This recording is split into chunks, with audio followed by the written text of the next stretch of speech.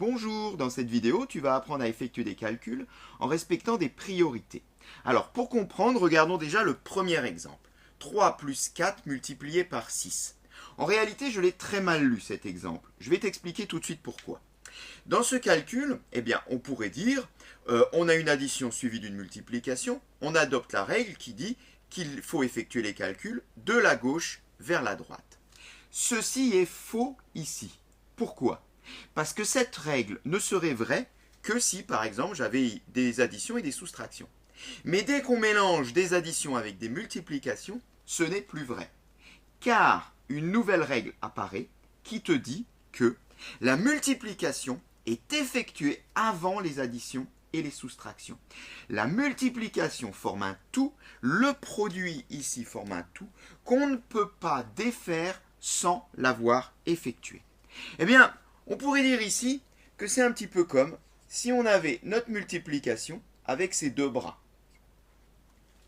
Ce qui veut dire que si j'effectue 3 plus 4, j'arrache ici un bras à la multiplication. Je n'ai pas le droit de le faire. Je dois d'abord effectuer la multiplication. Ce qui veut dire que l'exemple que j'ai lu tout à l'heure, je devrais le lire plutôt 3 plus 4 fois 6. Pour bien préciser que 4 fois 6 forme un tout et que je dois l'effectuer en premier. Si je dois l'effectuer en premier, effectuons-le en premier. Je vais donc commencer par faire 4 fois 6 qui fait 24.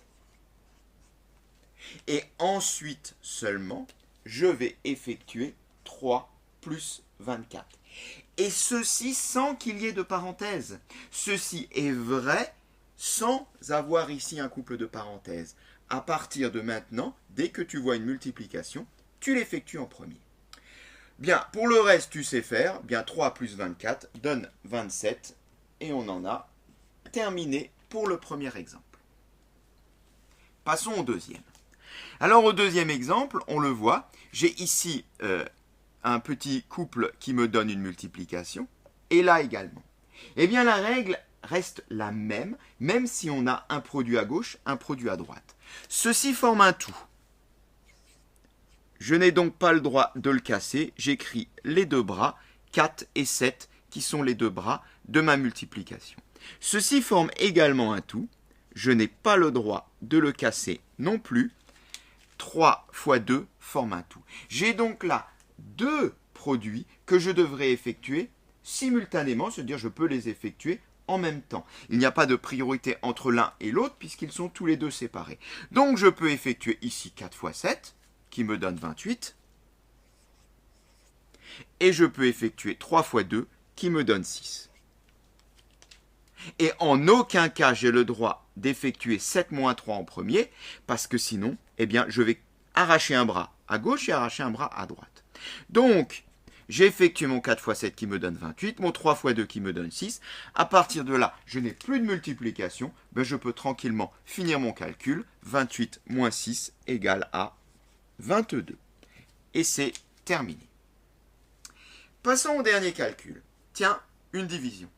La règle que j'ai annoncée tout à l'heure sur la multiplication reste vraie sur la division. Tu verras avec le temps que toutes les règles qui sont vraies pour l'addition sont vraies pour la soustraction. Toutes les règles qui sont vraies pour la multiplication sont vraies pour la division. Ces opérations sont parfaitement liées, tu le comprendras avec un peu plus de recul. Donc, ce que je mettais ici, mon petit bonhomme avec ses deux bras, je peux le mettre également sur la division. Pas question d'effectuer 52 moins 8, c'est interdit. Je dois d'abord effectuer 8 divisé par 2, qui est absolument prioritaire, ceci sans parenthèse. Effectuons-le.